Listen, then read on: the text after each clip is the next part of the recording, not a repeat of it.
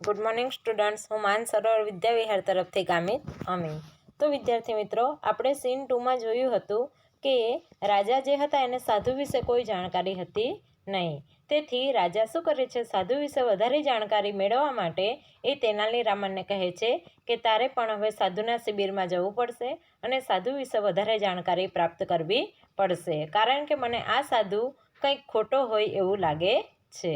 તો તેનાલી રામન રાજી થઈ જાય છે અને એ સાધુના શિબિરમાં જવા તૈયાર થઈ જાય છે. તો આપણે સીન 2માં જોયું હતું કે વિલેજર 1 અને વિલેજર 2 જે હતા એ સાધુની આંખો ખોલવાની રાહ જોતા હતા અને શું કહેતા હતા કે હવે આ જે સાધુ જે છે, મહાન સાધુ જે છે, એ પોતાની દિવ્ય આંખો ખોલશે અને એમના દિવ્ય આંખો વડે અને એમના સુંદર શબ્દો વડે આપણને આશીર્વાદ આપશે. એમ કરીને વિલેજર 1 અને 2 શું કરતા હતા, એ જે સાધુ હતા તેમની રાહ જોતા હતા. પછી શું થાય છે કે વિલેજર 2 જે હતો એ શું કરે છે કે સાધુની સમક્ષ એક ચોખાની ગુણ જે હતી, ચોખાથી ભરેલી જે ગુણ હતી એ મૂકે છે અને એમને કહે છે કે નામદાર, હવે તમે મને એવી સલાહ આપો કે હું અમીર કઈ રીતે બની શકું. એટલે સાધુ શું કરે છે કે એમના જે મદદગાર વ્યક્તિ હતા એમને શું કરે છે, ઈશારો કરે છે અને એ જે હતા એ વ્યક્તિ એમની પાસેથી ત્યાંથી ચોખાની ગુણ લઈને મૂકી દે છે. પછી સાધુ પેલા વિલેજર 2ને કહે છે કે બાળક, હું તારી આ ભેટથી ખુશ થયો, તો હવે તું ચોક્કસ જ હું તને અમીર વ્યક્તિ બનાવી દઈશ. એમ કહીને એ સાધુ પેલા વ્યક્તિને શું કરે છે, સલાહ આપે છે. પછી એ સાધુ એ વ્યક્તિને કહે છે, પણ તારે અમીર બનવું હોય તો મારે તારા ઘરે એક પૂજા કરવાની જરૂર છે. તો પેલો વિલેજર 2 માની જાય છે કે હે સાધુ, હું ખૂબ જ નસીબદાર વ્યક્તિ છું કે તમે મારા ઘરે પધારશો. અને પછી સાધુ કહે છે, પણ બાળક, મને તારા ઘરે પૂજા કરવા માટે 2 સોનાના સિક્કાની જરૂર પડશે. એટલે પેલો જે સાધુ હતો એ કહે છે અને પેલો જે વિલેજર 2 હતો એ શું કરે છે કે એમના એટલા બધા વિશ્વાસમાં આવી જાય છે કે એ પેલા સાધુને 2 સોનાના સિક્કા આપવા માટે તૈયાર થઈ જાય છે. તો જ્યારે પેલો વિલેજર 2 સાધુને 2 સોનાના સિક્કા આપે છે ત્યારે સાધુ એને શું કરે છે કે આશીર્વાદ આપે છે કે બચ્ચા તેરા કલ્યાણ હોગા, લક્ષાધિપતિ ભવ. એટલે પેલો વિલેજર 2 ખૂબ જ ખુશ થઈ જાય છે અને સાધુ પેલા સોનાના સિક્કા લઈને પોતાના ખિસ્સામાં મૂકી દે છે. તો રામન આ બધું ધ્યાનથી જોતો હતો અને પછી શું કરે છે કે એ લોકોના ટોળાને બાજુ પર ધક્કો મારીને પછી સાધુ પાસે દોડી જાય છે અને એમના પગોમાં પડી જાય છે અને કહે છે, તે હવે આપણે ફરી પાછી એકવાર રિવિઝન કરું છું. Raman says, your holiness, you are the greatest saint in the world, please bless me. ચલો, રામન શું કહે છે કે નામદાર, હે સંત, હે ગુરુ, તમે તો વિશ્વના મહાન સંત છો, તો મહેરબાની કરી મને આશીર્વાદ આપો. એટલે સાધુ ખુશ થઈ ગયા. એટલે સાધુ શું કહે છે, જોજો. સાધુ says, get up my child. Get up એટલે કે ઊભો થા મારા બાળક. ટેલ મીનો અર્થ થશે મને કહે. યોર પ્રોબ્લેમ કે તારી સમસ્યા મને કહે. તો રામન સેઝ, માય લોર્ડ કે મારા ભગવાન, I have everything in my life. શું કહે છે કે મારી પાસે મારા જીવનમાં બધું જ છે. I have a big house, a lot of money and a happy family. કે મારી પાસે મોટું ઘર છે, ઘણા બધા પૈસા છે અને એક ખુશ પરિવાર છે. બટ ડુ સમથિંગ, પણ કંઈક એવું કરો. ડુ સમથિંગ એટલે કે કંઈક એવું કરો સો ધેટ, જેને લીધે I can go to heaven. હેવનનો અર્થ થશે સ્વર્ગ. આપણો જે પાઠ છે એનું જ ટાઇટલ છે અ કી ટુ હેવન, કે સ્વર્ગની ચાવી, બરાબર ને? તો અહીંયા પણ એવું જ કંઈક છે, જો. બટ ડુ સમથિંગ, પણ કંઈક એવું કરો સો ધેટ, કે જેથી આઈ can go to heaven after my death, કે હું મારા મૃત્યુ પછી, આફ્ટર એટલે કે પછી, આફ્ટર માય ડેથ, મારા મૃત્યુ પછી ક્યાં જાઉં? સીધો સ્વર્ગમાં જાઉં. Sadhu says, it's very easy for me. એટલે સાધુ કે આ તો મારા ઇઝી એટલે કે સરળ, આ તો મારા માટે ખૂબ જ સરળ છે. કમ નિયરર, મારી નજીક આવું. Raman goes very near the સાધુ. પછી જેવા સાધુ એને કહ્યું કે મારી નજીક આવે એટલે રામન ખૂબ જ નજીક પહોંચી ગયો સાધુની. સડનલી, સડનલીનો અર્થ થશે અચાનક. જોજો, શબ્દ સાંભળતા જજો. સડનલી, સડનલીનો અર્થ થશે અચાનક. પ્લક્સ એટલે કે ખેંચવું. બિયર્ડનો અર્થ તમને આગળ કીધો છે. બિયર્ડ એટલે કે દાઢી. એટલે પછી શું કરે છે રાવણને જેવો એક ચાન્સ મળે છે, મોકો મળે છે, એટલે શું કરે છે, સાધુની દાઢીમાંથી અચાનક જ એક વાળ ખેંચી લે છે. એટલે સાધુ સેઝ આઉચ. સાધુને પેલું દુખ્યું ને એટલે શું કરે છે, સાધુના મોઢામાંથી અવાજ નીકળી જાય છે, ouch. He holds the hair up proudly. પ્રાઉડલીનો અર્થ થશે ગર્વથી. And addresses the crowd. Addresses એટલે કે એનો પરિચય આપવો. ક્રાઉડ એટલે કે ટોળું. પછી શું કરે છે પેલો જે રામન, એ સાધુની દાઢીનો એક વાળ જે હતો એને એકદમ ગર્વથી હોલ્ડ એટલે કે ઉપર કરવું. એન્ડ એડ્રેસીસ ધ ક્રાઉડ અને ટોળાને એનો પરિચય આપે છે. શું પરિચય આપ્યો હશે તે આપણે આગળ જોઈએ. Raman says I am the luckiest man in the world. કે હું વિશ્વનો ખૂબ જ નસીબદાર વ્યક્તિ છું. I have the magical hair. જો દાઢીનો પેલો વાળ જે ખેંચેલો ને એને મેજિકલ હેર બનાવી દીધો. કારણ કે જે ગામડાના લોકો જે હતા એ શું અંધશ્રદ્ધાળુ હતા. એટલે પેલો સાધુ શું કરતો હતો, ગામડાના લોકોને લૂંટવાનું કામ કરતો હતો. અને એ લોકોને એ સાધુ પર અંધવિશ્વાસ હતો. એટલે હવે રામન એનો ફાયદો ઉઠાવશે અને કહે છે જો કે I have a magical hair. મારી પાસે જાદુઈ વાળ છે. This hair will take us directly to heaven. કે આ જે વાળ છે એ મને ડિરેક્ટલી એટલે કે સીધો ક્યાં લઈ જશે આપણને? સ્વર્ગમાં. He is a very very holy man. Holy એટલે કે પવિત્ર. હોલી એટલે કે પવિત્ર. જો હોલીનો અર્થ થશે પવિત્ર. કે શું કહે છે કે આ સાધુ જે છે એની દાઢીનો જે દરેક વાળ જે છે એ એક મેજિકલ હેર છે, જાદુઈ વાળ છે, જે આપણને સીધો ક્યાં લઈ જશે? સ્વર્ગમાં. અને એ માણસ એકદમ પવિત્ર માણસ છે. Every hair of his beard is a free ticket to heaven. કે એમની દાઢીનો દરેક વાળ એ સ્વર્ગમાં જવાની મુફ્તની ચાવી છે.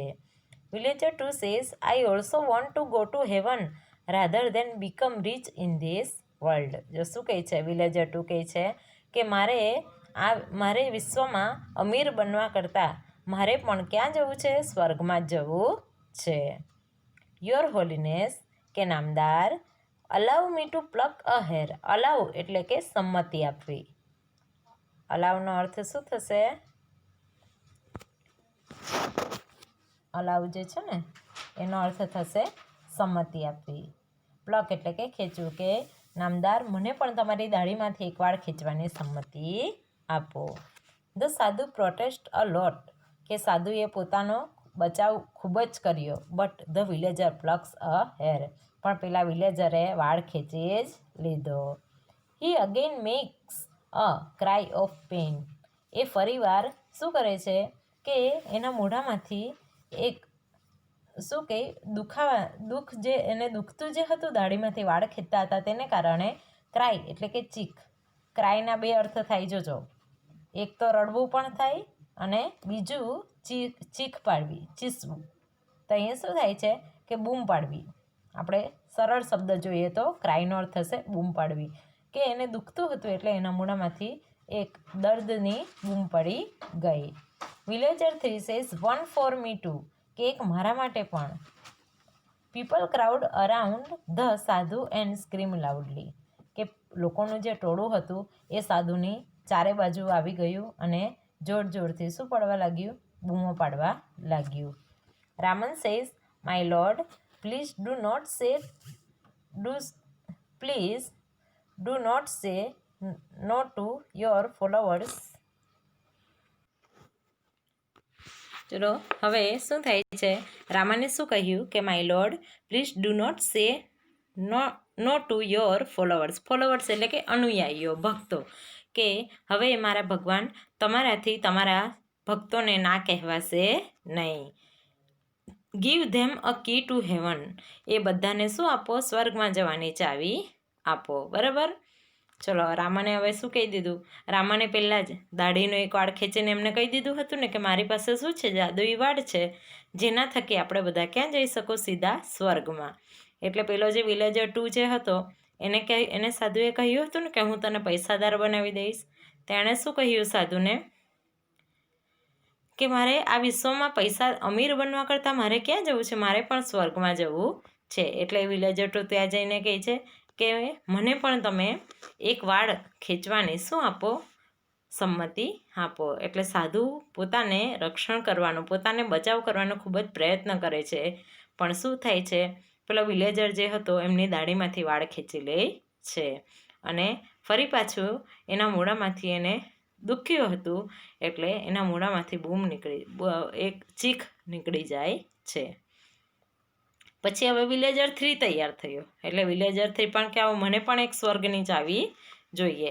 એટલે લોકોના ટોળાએ શું કર્યું, અને પીપલ ક્રાઉડ અરાઉન્ડ ધ સાધુ એન્ડ સ્ક્રીમ લાઉડલી, કે લોકોનું જે ટોળું હતું એ એને સાધુને ચારે બાજુથી ઘેરી વળ્યું અને જોર જોરથી બૂમો પાડવા લાગ્યું. Raman says my lord please do not say no to your followers. તો રામને કહ્યું કે મારા ભગવાન, તમારા ભક્તોને તમારે ના કહેવાશે નહીં. Give them a key to heaven. તેમને સ્વર્ગની ચાવી આપો. ધ સાધુ ટ્રાઇઝ ટુ એસ્કેપ. એસ્કેપ એટલે કે બચવું. સાધુ ટ્રાઇઝ એટલે પ્રયત્ન કરવો. સાધુ બચવાનો પ્રયત્ન કરે છે. હી ફોલ્સ ડાઉન. ફોલ્સ ડાઉન એટલે કે પડી જવું. પીપલ રન આફ્ટર હિમ, કે લોકો એની પાછળ દોડે છે. ધ ફેક સાધુ રન્સ ફોર હિઝ લાઈફ. કે પેલો જે ફેક સાધુ એટલે કે ઢોંગી સાધુ જે હતો એ પોતાનું જીવન બચાવવા માટે ભાગવા લાગ્યા. પીપલ ચેઝ હિમ. ચેઝ એટલે કે પીછો કરવો, કે લોકો એનો પીછો કરવા લાગ્યા. બરાબર. ચલો હવે આગળ શું થાય છે આપણે જોઈએ. હવે જો બધા વિલેજર એને ઘેરી વળ્યા છે, આપણે ચિત્રમાં દેખાય છે. બધા વિલેજર એને ઘેરી વળ્યા છે અને એની દાઢી પાસેથી એનો વાળ ખેંચવાનો પ્રયત્ન કરે છે. તો સાધુ શું કહે છે, જો, ઓ ગોડ, અરે ભગવાન, સ્ટોપ ઇટ, આ બધું બંધ કરો. યુ ફૂલ. ફૂલ એટલે કે મૂર્ખ. તમે મૂર્ખા છો, એમ કોણ કહે છે? સાધુ. એટલે પછી રામન શું કહે છે, જોજો, so that the truth about this સાધુ, કે તમે જોઈ લીધું કે આ જ એક સાધુનું સત્ય છે. He only wanted your money and gifts. આ સાધુની હકીકત જો તમને કહું તો એ માત્ર તમારી પાસેથી તમારા પૈસા અને તમારી ભેટ સોગાદો જ ઈચ્છે છે. We can be rich by working hard. કે આપણે જો અમીર બનવું હોય તો આપણે એના માટે સખત પરિશ્રમ કરવો પડે છે. We need not give our earning to sadhus like this.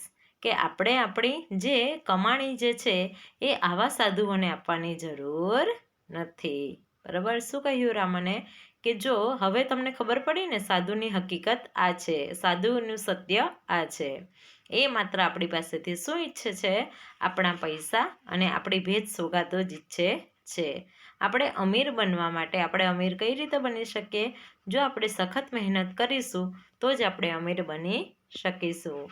આપણે આપણી કમાણીના પૈસા આવા સાધુઓને આપવાની જરૂર નથી. તો વિલેજર 2 શું કહે છે? Villager 2 says, oh my 2 gold coins. પેલા વિલેજર 2 એ બે સોનાના સિક્કા આપી દીધેલા ને સાધુને, એટલે એ કહે છે, અરે તો હવે મારા 2 સોનાના સિક્કા. Raman says, don't worry. તારે ચિંતા કરવાની જરૂર નથી. The king's men will arrest him. કે રાજાના જે સૈનિકો જે છે એ આ સાધુને પકડી લેશે. Everyone will get his money back. દરેક વ્યક્તિને પોતપોતાના પૈસા ફરી પાછા મળી જશે. Raman goes back to the court. અને રામન ફરી પાછો પેલા સાધુને પકડાવી દે છે અને ફરી પાછો ક્યાં પહોંચી જાય છે? રાજાના દરબારમાં. ઓકે સ્ટુડન્ટ, તો આ હતું આપણું એક્ટિવિટી જે 2 હતી એની સ્ટોરી, કે અ કી ટુ હેવન, કે સ્વર્ગની ચાવી.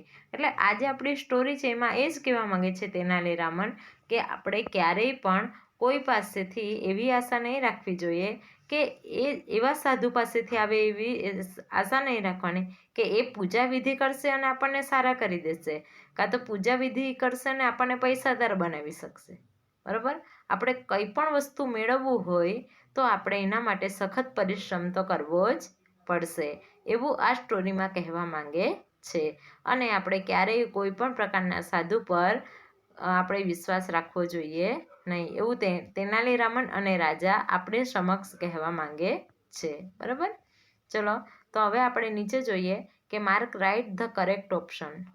હું અહીં તમને જે વાક્ય જે છે એ વાંચતી જઈશ, એને ગુજરાતી કરતી જઈશ અને પછી એમાં આપણે ટ્રુ ફોલ્સમાં ટીક કરવાનું છે. તો ધ સાધુ હેડ મેની ફોલોવર્સ, કે સાધુના ઘણા બધા અનુયાયીઓ હતા. શું આવશે? False. The king wanted to meet the sadhu, કે રાજા સાધુને મળવા માંગતા હતા. False. Tenali Raman had no respect for the fake sadhu, કે તેનાલી રામનને ઢોંગી સાધુઓ માટે જરા પણ માન હતું નહીં. સાચું. The sadhu was really a holy man, કે સાધુ ખરેખર પવિત્ર માણસ હતા. ફોલ્સ. ધ સાધુ હેડ અ મેજિકલ બિયર્ડ, કે સાધુની જાદુઈ દાઢી હતી. Wrong. False. Tenali Raman really wanted to go to heaven, કે તેનાલી રામન ખરેખર સ્વર્ગમાં જવા ઈચ્છતા હતા. False. The sadhu made the villager a rich man, કે સાધુએ ગામવાસીને અમીર બનાવી દીધો હતો. False. The king cared for his people, કે રાજા પોતાની પ્રજાની કાળજી રાખતા હતા. True. Good sadhus always accept money for their service, કે સારા સાધુ અને સાચા સાધુ જે હોય છે એ પોતાની સેવા માટે હંમેશા પૈસા સ્વીકારે છે. તો શું આવે? False. The king trusted Tenali Raman, કે રાજા તેનાલી રામન પર વિશ્વાસ કરતા હતા. ટ્રુ. ચલો હવે 11થમું તમારા માટે છે કે will you go to a sadhu to get good marks in the exam, કે જો તમારી જો કદાચ પરીક્ષા હોય તો શું તમે સારા માર્ક્સ મેળવવા માટે મહેનત કરશો કે સાધુ પાસે જશો? બરાબર, તમે જતા હોવ તો યસ ને નહીં જતા હોવ તો નો. ઓકે સ્ટુડન્ટ, ચલો હવે આપણે આગળ જોઈશું who is this sentence about, કે આ વાક્ય કોના વિશે છે તે આપણે જોવાનું છે. He lived in the camp, કે તે શિબિરમાં રહે છે. કોણ? સાધુ. He took out coins from his pocket, કે તેણે પોતાના ખિસ્સામાંથી સિક્કાઓ કાઢ્યા હતા. શું આવશે? કોણે કાઢ્યા હતા? Villager 2. He rush two the sadhu, કે તે સાધુ પાસે દોડી ગયો હતો. કોણ? Raman. He wanted to discuss the new road project, કે તે નવા રોડ પ્રોજેક્ટ વિશે ચર્ચા કરવા માંગતા હતા. રાજા એટલે king. He produced coins and fruits from the air, કે તે હવામાં સિક્કાઓ અને ફળ ઉત્પન્ન કરતા હતા, પ્રગટ કરતા હતા. તો કોણ? સાધુ. He plucked the first hair from the sadhu's beard, કે તેણે સાધુની દાઢીમાંથી પહેલો વાળ ખેંચ્યો હતો. કોણ આવશે? રામન. હી કેમ ફ્રોમ ધ હિમાલયાઝ, કે તે હિમાલય પર્વત પરથી આવ્યા હતા. કોણ? સાધુ. હી ટુક અવે ધ શેક, કે તેણે ચોખાથી ભરેલી જે ગુણ હતી તે લઈ લીધી. કોણ આવશે? સાધુસ આસિસ્ટન્ટ. ઓકે, બરાબર. તમારે આ બધા જે જવાબ જે છે એને મોઢે કરવા કરતાં પહેલાં તમારે શું કરવું પડશે કે આપણા જે સીન 1, 2 જે છે એને વ્યવસ્થિત તમારે મોઢે કરવા પડશે અને એનું અનુવાદ તમારે ખાસ યાદ રાખવું પડશે. ચલો હવે question answer. Where did the king's minister go? તો હું બોલતી જઈશ, તમારે વ્યવસ્થિત સાંભળવાનું છે કારણ કે આ હોમવર્કમાં આપવાની છે. બરાબર સ્ટુડન્ટ? ચલો, કે the king's minister went to the sadhu's camp. શું આવશે? ધ કિંગ્સ મિનિસ્ટર્સ, ગોનું શું થઈ જશે ભૂતકાળ? Went. Went to the sadhu's camp. What did the people offer to the sadhu? કે લોકો સાધુને શું આપતા હતા? તો આપણે જોઈએ ધ પીપલ ઓફર્ડ, ઓફરનું શું થઈ જશે? ઓફર્ડ. ધ પીપલ ઓફર્ડ શું આવશે? શું આપતા હતા? The people offered fruits, vegetables, animals, dry fruits, clothes, money. Okay, તો the people offered fruits, animals, vegetables, dry fruits, clothes, money to the sadhu. What did the sadhu do by puja? તો the સાધુ did by Pooja, the sadhu cured any illness, the sadhu cured any illness by પૂજા. બરાબર, કે સાધુ પૂજા વિધિ કરીને કોઈ પણ પ્રકારની બીમારીને સારી કરી દેતા હતા. શું આવશે? સાધુ ક્યોર્ડ. ક્યોર્ડનો સ્પેલિંગ શું આવશે? CURED. The sadhu cured any illness,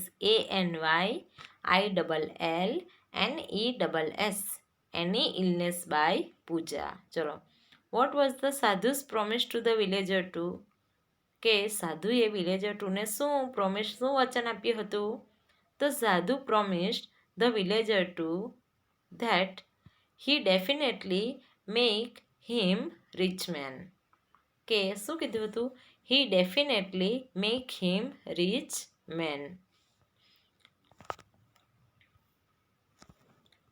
આ બધું તમને છે ને અમુક તમને સીન 1 અને સીન 2 માંથી જ બધા આન્સર મળી જશે. બરાબર. Who plugged the first hair from the sadhu's beard. કે સાધુની દાઢીમાંથી સૌથી પહેલો વાળ કોણે ખેંચ્યો હતો? તો આપણે શું કરવાનું? હુ જે છે એની જગ્યાએ માત્ર નામ લખવાનું હોય અને પાછળનું જે છે બેઠું જ કોપી કરી દેવાનું. એટલે કઈ રીતે આવશે? Raman plugged the first hair from the sadhu's beard. બરાબર. ચલો, છઠ્ઠું. What should we do become rich, get a job, remain always healthy? તો ચલો, આપણને 3 સવાલ પૂછ્યા છે. તો આપણે we should become rich and get a good job, do hard work, okay, and remain healthy, always eat fresh food. Okay, ચલો હવે નીચે શું આપ્યું છે જોવું. Find the words from the lesson that mean the following. The first letter is printed in the brackets. આપણે શું કરવાનું છે? અહીં જે વાક્ય આપ્યા છે તો એને લગતા આપણે શું કરવાના છે? શબ્દ જે છે આપણે પાઠમાંથી શોધીને લખવાના છે. બરાબર. A country ruled by a king. કે એવો દેશ જે રાજા દ્વારા જ એનું સંચાલન થાય છે તો શું આવે? કિંગડમ. બરાબર. A way of addressing religious leader. કે જે ધાર્મિક સંત હોય એવા વ્યક્તિઓને આપણે એવા વ્યક્તિઓનો પરિચય આપવા માટે આપણે કયો શબ્દ વાપરી શકીએ? Your holiness. બરાબર. People believe that good people go to this place after death. કે લોકો એવું માને છે કે સારા લોકો મૃત્યુ પછી આ જગ્યાએ જાય છે. અહીં શેની વાત કરી હતી? સ્વર્ગની કરી હતી ને, એટલે સ્વર્ગને ઇંગ્લિશમાં શું કહેશું? હેવન. ચલો, ચોથું. Run after someone. કોઈકની પાછળ દોડવું. શું થાય? ચેઝ. શું થશે? Chase. A police does this the thief. કે પોલીસ ચોરને શું કરે છે? અરેસ્ટ. બરાબર. A way of addressing the king. કે રાજાને ઓળખવા માટે, રાજાને પરિચય માટે વપરાતો શબ્દ યોર મેજેસ્ટી. બરાબર. આ બધાના સ્પેલિંગ તમને મળી જશે પાઠમાંથી. A person in the king's court. કે રાજાના દરબારમાં રહેતા લોકો. કોર્ટમાં દરબારમાં રહે તો શું થાય? દરબારી. તો ઇંગ્લિશમાં શું થશે? કોર્ટિયર. ઓકે. ચલો હવે આગળની એક્ટિવિટી છે imagine you are Tenali Raman. કે કલ્પના કરો કે તમે તેનાલી રામન છો. ટેલ ધ કિંગ વોટ હેપન. કે શું થયું હતું તે તમારે રાજાને કહેવાનું છે. તો તમારે આજે અહીં જે જગ્યા આપી છે એમાં તમારે 2-3 વાક્ય લખવાનો પ્રયત્ન કરવાનો છે. બરાબર.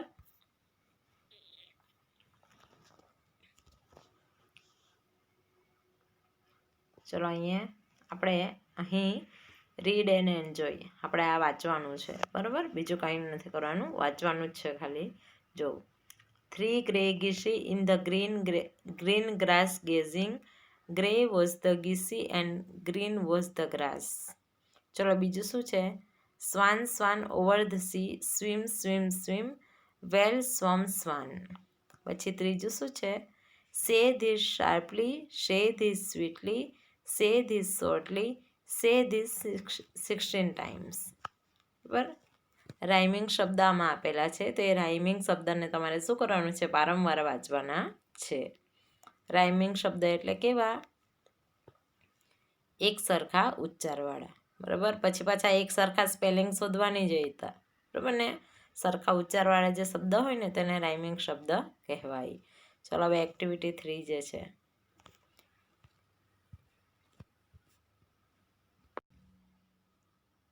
ચલો હવે આપણે એક્ટિવિટી 3 જોઈએ. તો એમાં આપણે જોઈએ જ્હોન નામનો વ્યક્તિ છે એના વિશે વાત કરી છે કે એ વ્યક્તિ કઈ ક્રિયા કરી શકે છે અને કઈ ક્રિયા નથી કરી શકતો એ વિશે આપણે અહીં માહિતી પ્રાપ્ત કરવાની છે. અને પછી નીચે આપણી સમક્ષ કોષ્ટક આપ્યું છે તેમાં માહિતી લખવાની છે. તો ચાલો આપણે જોઈએ activity 3. A read the following passage, કે નીચે આપેલો ફકરો વાંચો. John is an Acrobat. Acrobat એટલે બજાણીઓ. બજાણીઓ એટલે કે જે આપણે જોઈએ સર્કસમાં ને એમ પેલા દોરડા પર જે ચાલતા હોય ને તે, બરાબર. He works in the great global circus. એ ક્યાં કામ કરે છે? Great global circus. He practises very hard for his show. કે એ એના પ્રોગ્રામ માટે શું કરે છે? ખૂબ જ મહેનત કરે છે. He can perform on a high swing. કે એ ખૂબ જ ઊંચા હિંચકા પર પણ શું કરે છે? કે પોતાની રજૂઆત કરી શકે છે. He can ride a મોનોસાયકલ. કે એક પૈડાવાળી જે સાયકલ આવે ને એ પણ એ ચલાવી શકે. He can walk on the rope at a great height. કે ખૂબ જ ઊંચાઈ પર જે બાંધેલું દોરડું હોય ને એના પર પણ એ ચાલી શકે છે, બરાબર. આ બધી ક્રિયા જે હતી એ કરી શકે છે તેના વિશે હતી. હવે નીચેની જે લાઈન છે એમાં એવી ક્રિયા આપી છે કે જે એ નથી કરી શકતો, બરાબર. But he can not ride a horse. પણ એ ઘોડે સવારી કરી શકતો નથી. He can not jump through a fire ring. કે એ જે સળગતી જે ગોળ રિંગ હોય છે એમાંથી એ કૂદી શકતો નથી. He can not play tricks like a joker. કે જોકર જેવી તરકીબ કરી શકતો નથી, બરાબર. તો અહીં જો આપેલું જ છે, નાઉ કમ્પ્લીટ ધીસ સેન્ટેન્સીસ. આપેલું જ છે સેન્ટેન્સ, અડધા સેન્ટેન્સ તો આપેલા જ છે, માત્ર તમારે એમાંથી એ શું કરી શકે છે તે ક્રિયા લખવાની છે અને શું નથી કરી શકતો તે ક્રિયા લખવાની છે. જ્હોન કેનમાં હી કેન આપેલા જ છે, બરાબર. અને જ્હોન કેન નોટમાં હી કેન નોટ એમ કરીને 3 વાક્ય આપેલા જ છે. તો વિદ્યાર્થી મિત્રો તમારે શું કરવાનું છે કે આ જે ટેબલ જે છે એને કમ્પ્લીટ કરવાનું છે, બરાબર. હવે જો અહીં છે list 5 different ways in which you can and can not use the ruler. Think differently. You can write more answers and put them on the notice board. જો હવે રૂલર એટલે કે વર્તુળ, કે વર્તુળનો ઉપયોગ કરીને તમે શું કરી શકો છો અને શું નહીં કરી શકતા એ વિશે તમારે કરવાનું છે, બરાબર. એ તમારે જાતે કરવાની પ્રવૃત્તિ છે, બરાબર. એટલે જરૂરી નથી કે 5 લખવાની. તમે 2-3 લખશો ને તો પણ ચાલશે, પણ આ તમારે જાતે જ કરવાની છે, બરાબર.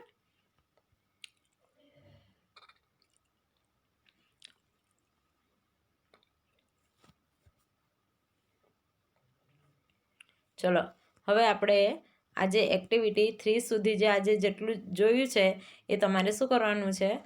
પાછો અભ્યાસ કરવાનો છે. અને એક્ટિવિટી 2 ખાસ અ કી ટુ હેવન જે છે એ ખાસ તમારે અનુવાદ એનું મોઢે કરી નાખવાનું છે. અને જેટલા શબ્દાર્થ કીધા છે એ તમારે મોઢે કરી નાખવાના છે, કારણ કે એમાંથી તમારે સવાલ જવાબ લખવાના પણ આવશે. તો હવે વિદ્યાર્થી મિત્રો આપણે મળીશું એક્ટિવિટી 4 ને લઈને મળીશું નેક્સ્ટ લેક્ચરમાં.